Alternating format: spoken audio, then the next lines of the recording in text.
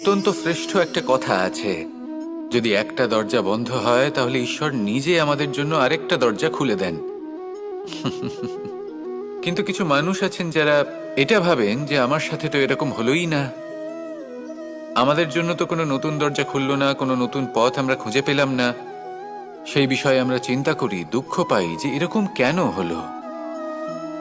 কখনো কখনো নতুন দরজা উন্মুক্ত হয়, কিন্তু পুরনো যে বন্ধ দরজা আছে তার সামনেই আমরা দুঃখী হয়ে বসে থাকি, আর এমন ভাবে বসে থাকি যে নতুন দরজার দিকে আমাদের চোখই যায় না।